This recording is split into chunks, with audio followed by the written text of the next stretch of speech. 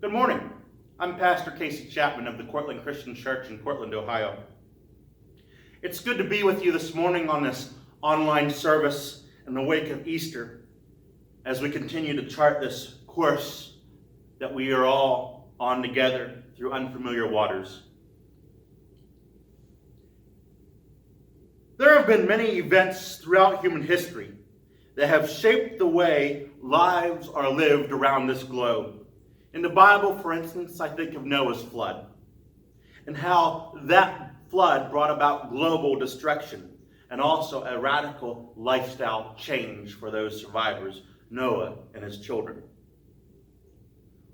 In more modern times, World War I brought about the beginning to the end, or at least a significant change to the British aristocracy.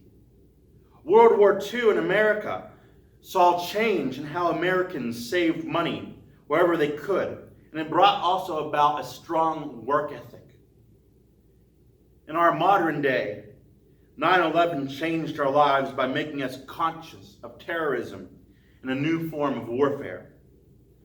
Today, we face in 2020 the looming wake of the coronavirus.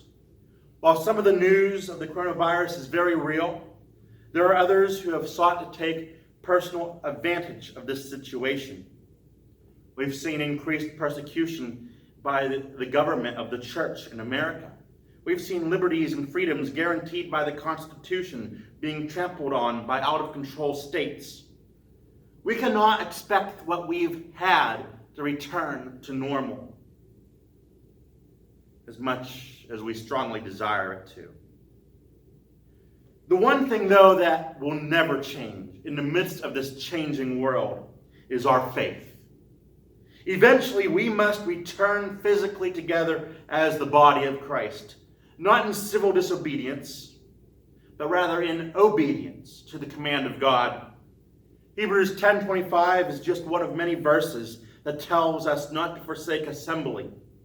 And if you believe the Bible is true, then you cannot pick and choose what commands you will or will not follow. They are all necessary, but I digress. This morning, I'm going to show you 3 people from the Bible who did not know what to do when their world was turned upside down, just like our world has been turned upside down today. These 3 people faced tough decisions that would forever change what was normal in their lives. But before we dive in too deeply into this morning's sermon, let me also say that there are way more people in the Bible than just these 3 who faced uncertain times in their life. As a matter of fact, I had a hard time just narrowing the list down to 3 people to present to you this morning. Let us look at the first person of our discussion. His name is Joseph. Joseph was the younger child who his father deeply loved, so much so that a special robe was given to him. The favoritism of his father, among other things, one being Joseph's obnoxious attitude, resulted in his brothers hating him. So strong was their hatred toward their younger brother Joseph that they plotted together to murder him. But before this was done, an opportunity presented itself, and they sold Joseph into slavery, but not before stealing his robe and dipping it in blood in order to produce a lie to their father that he had been devoured by a wild animal. Joseph was sold to the Ishmaelites, who took him to the land of Egypt to sell Joseph to Potiphar. Let us look at Genesis chapter 39, verses 1 and 2. Verse 1. Now Joseph had been taken to Egypt. An Egyptian named Potiphar, an officer of Pharaoh, and the captain of the guard, bought him from the Ishmaelites, who had brought him there. Verse 2, the Lord was with Joseph, and he became a successful man, serving in the household of his Egyptian master.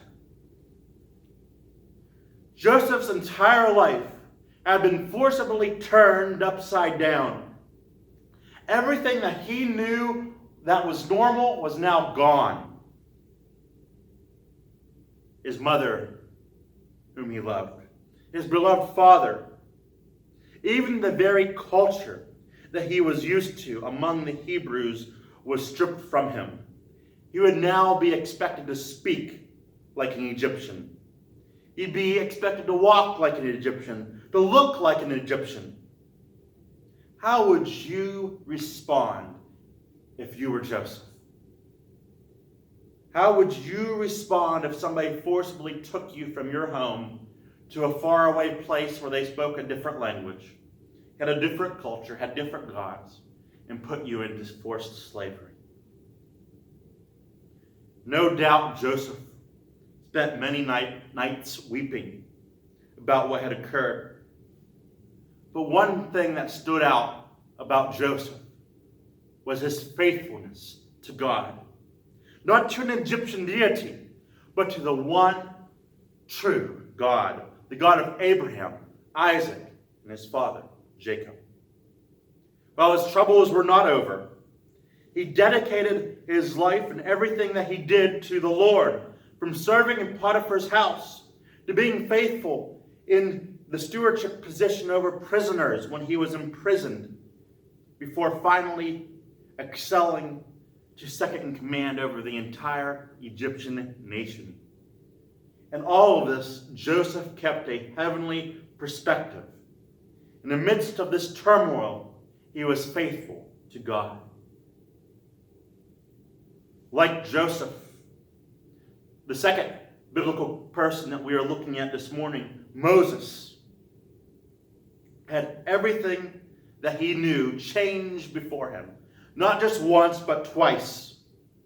You see, centuries after Joseph's death, Moses, a Hebrew, was born in the oppressive land of Egypt during a time when the new Pharaoh had forgotten about Joseph and how Joseph saved the Egyptians from famine. One morning, Pharaoh looked over the nation and saw that the Hebrews outnumbered the Egyptians. And so Pharaoh ordered all the Hebrew baby boys to be put to death. Moses was fortunate to escape this fate. And as such, he was adopted into Pharaoh's family by Pharaoh's daughter. Being brought up as the Egyptian prince, Moses, at the age of 40, saw his own people being oppressed at the hands of the Egyptians. And in the moment of rage, he murdered an Egyptian. As a result, his entire life changed. He was forced to flee from his princely comforts, and he was forced to seek refuge in the wilderness, where he married and he tended his father-in-law's flock. The normalcy of his life was yet to change again at the age of 80. What Moses considered normal changed when he encountered God in the form of the burning bush. And God instructed him to return back to Egypt to force Pharaoh to free the oppressed Hebrew people.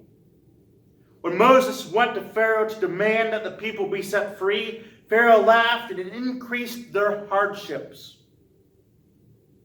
In this new and difficult part of Moses' life, he did not know what to do. He was at a loss. So much so that he cried out to God. Brothers and sisters, today, many people are lost in the tossing waves of the coronavirus, and they do not know what to do. Moses is a great example.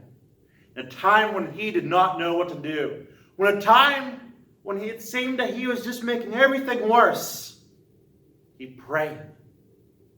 And he prayed fervently to God. And we should do so today. Look at Exodus chapter 5, verses 22 and 23. So Moses went back to the Lord and asked, Lord, why have you caused trouble for this people? And why did you ever send me? Ever since I went into Pharaoh to speak in your name, he has caused trouble for this people. And you haven't delivered your people at all.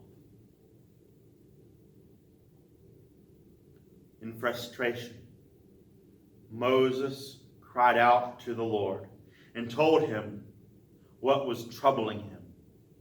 And the Lord answered. Today, Jesus wants to hear from you.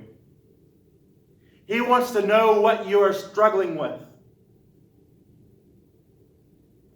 He wants you to talk to him about the burdens that you are facing. But that's not enough. Jesus also wants to give you an answer to your prayers. I've often said that prayer is a two-step process. The first is our speaking to God out of our hearts. The second is God speaking to us. And while he can do that in many ways, one of his favorite ways is through his Bible. You have to open it and read it and allow him to guide you and reveal to you the answer to your prayer. Perhaps God just wants to talk to you about something else, something that you didn't even consider. Open your hearts to him. Listen for his voice. Our third and final biblical person who had their whole world changed was a man named Joshua. For most of his life, Joshua dwelled in the wilderness with Moses as the Israelites cowered in fear, not trusting in God to provide them the promised land. Soon Moses died and Joshua inherited his responsibility of leadership. For the past 40 years, Joshua was used to living in the wilderness, but now what he knew as normal was going to change forever. Read with me Joshua chapter 1, verses 1 to 9. After the death of Moses, the Lord's servant, the Lord spoke to Joshua, son of Nun, who had served Moses. Moses, my servant is dead. Now you and all the people prepare to cross over the Jordan to the land I am giving the Israelites. I have given you every place where the sole of your foot treads, just as I promised Moses.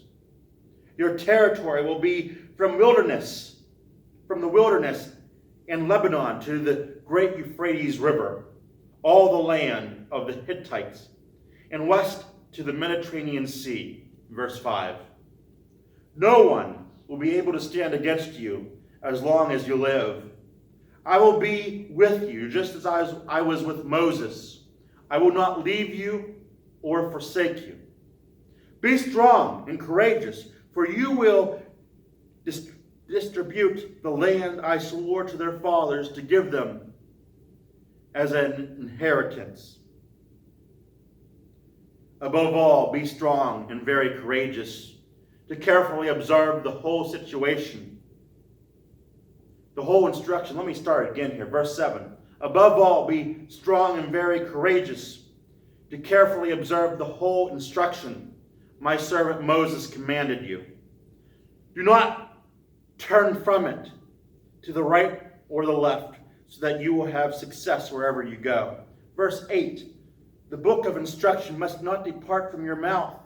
You are to recite it day and night, so that you may carefully observe everything written in it.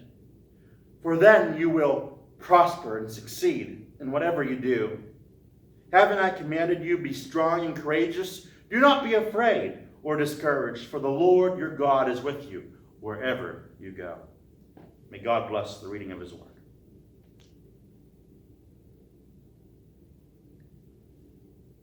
We have developed in America over the last 50 years a comfort zone. We have defined what it is to be normal in our life and in our society. There have been relatively few disruptions to our way of life since World War II. We have been moved by global events. However, we've been able to watch these global events from our television sets in the comfort of our armchairs. As a result, most of these events have not directly affected us. And for those of us that were affected, we were able to get back to normal, to return to that American comfort zone in relatively short order. But today we are all directly affected by the world events that have occurred these last couple months. Not one person has been left untouched. And in such a time, it is easy to become afraid and discouraged.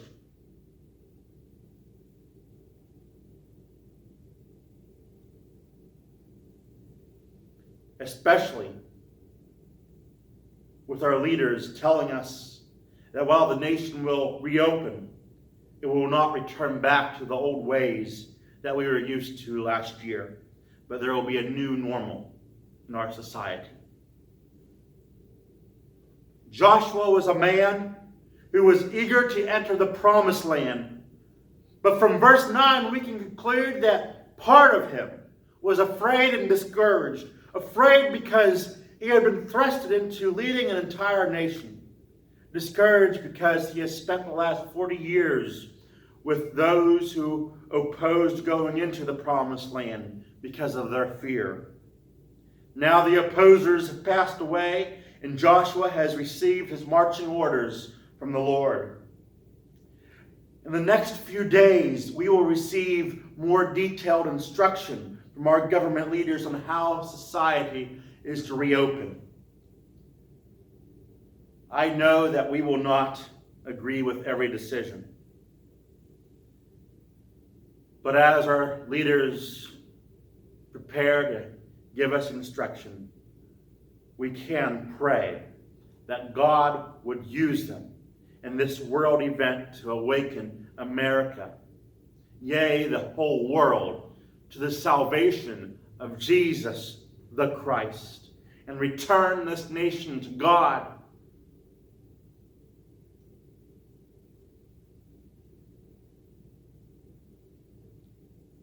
Look at how God encouraged Joshua in verses 1 and 9. In verse 5, God promises that he will never leave nor forsake him. And this is a promise that is also for every believer today. He will never leave nor forsake us during this time of finding a new way of living. In verse 6, he encourages Joshua to be strong and courageous. And this is a theme that we see in these 9 verses that occurs 3 times. To be strong and courageous. Though the promised land was scouted out 40 years ago, 40 years has passed. And Joshua knew that there would be challenges ahead. However, he didn't know the form that these challenges would take. And we too know that there are going to be challenges ahead as our country reopens. Though we don't entirely know what those challenges will be. And so we must, like Joshua, face them with strength and courage. Not of ourselves, not of our own power, because we will fail if we do that, but of the strength of God, being emboldened by his Holy Spirit. Once again in verse 7, the Lord tells Joshua to be very strong. This time it says very strong, very courageous. There are going to be times when we want to give up, when we want this just to be over. And there are going to be times when people forsake God and the church. But we must persevere. We must not forsake God nor his church. Rather, we must be faithful, just like Joseph was, the first biblical person we talked about. We must be faithful in this new world that we have been thrusted into. Not only this, but in verse 7 it also says that we are to carefully, with strength and courageous, we are to carefully follow the whole instruction from God. And that instruction is His Word, the Bible. We are not to turn away from it, even if we think there is an easier, better, faster way. For the Bible is the perfect way. All other ground is sinking sand. Verse 8 exhorts Joshua and us today to not let the Bible leave our mouths, but we are to recite it and to read it day and night. In verse 9, the Lord for a third time encourages Joshua to be strong and courageous. We are not to be afraid or discouraged, for God is with us, just as He was with Joshua. Already, we have seen at least one government official that has said that God has nothing to do with the recovery that people are experiencing from this virus. That's been totally an effort by human society.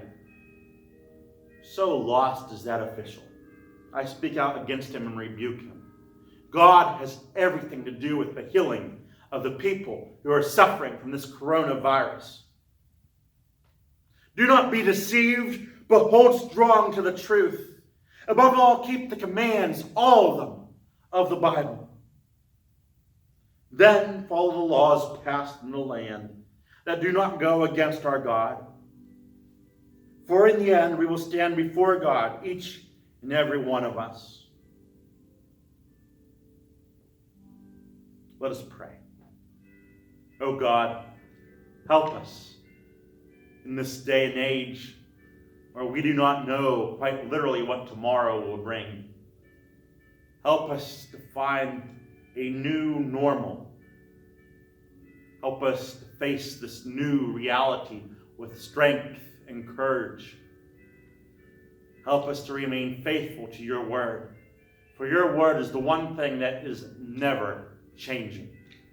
It is reliable, even in the darkest of days. Guide us, O Lord, to your perfect light. Amen.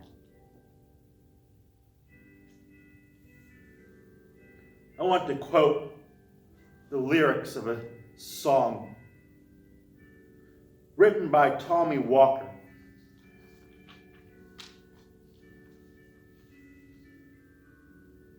It goes like this. When I don't know what to do, I'll lift my hands. When I don't know what to say, I'll speak your praise. When I don't know where to go, I'll run to your throne. When I don't know what to think, I'll stand on your truth. When I don't know what to do, Lord, I surrender all. Though I'll never understand all the mysteries around me, I'll just trust your perfect plan. Lord, I surrender all to your strong and faithful hand. In everything I will give thanks to you. I'll just trust your perfect plan. As I bow my knee, send your perfect peace. Send your perfect peace, Lord. As I lift my hands, let your healing come. Let your healing come to me. We're going to come back together, and yes, there are going to be some precautions. When we open back up in May, and I still need to talk to our executive committee to make sure that we are opening on the first Sunday of May. But right now, to my knowledge, that is the plan. One of the things I have instructed our staff to do is to put signs on every other pew so that we only sit in every other pew, and also only sit with your family members, because if you live in the same household, well, you know, it's not going to hurt if you sit next to each other. But we don't want different households sitting next to each other. We have a large sanctuary, and we can spread out in it. Office hours will resume on April 27th. normally in preparation for opening on the first Sunday of May. I'm starting to lose my voice here from speaking. I made 2 mistakes in recording this sermon, and I've recorded it 3 times now, and I don't have any water, and there's no one here to go fetch me a glass of water. Okay, so if you're having trouble hearing me, please bear with me for one more moment. I know that your elders are here for you. If you need anything, to please call the church or call my cell phone, and we will be trying our best to serve you. In this changing time, yes, there are things that I don't agree with that our government is doing, but there's nothing I can do about it. As long as it doesn't go against the Bible, then we are to be submissive. Give to Caesar what is Caesar's. Now, if it starts to go against the Bible, then I will take more of a stance on that. But for right now, our goal is to get the church open again, to continue sharing the gospel. We've had some fun times the last week and a little bit today with using our bell tower to join the community of Cortland together. And I thank you for that. If you participated in the game, that was a lot of fun. And today we honored our farmers, nurses, police officers, everyone who's truckers, everyone who's working to keep this nation running by ringing a special selection of hymns on our bell tower. As of right now, everything remains canceled for April, and we'll be resuming in May. I'd encourage you to write your brothers and sisters a letter, 1 a week at least. Just pick somebody randomly out of the church directly and give them a note of encouragement. You've been doing a really good job of this, and a lot of people have been very encouraged. Without further ado, I will say God bless you. I'm really looking forward to seeing you again. God bless. Amen.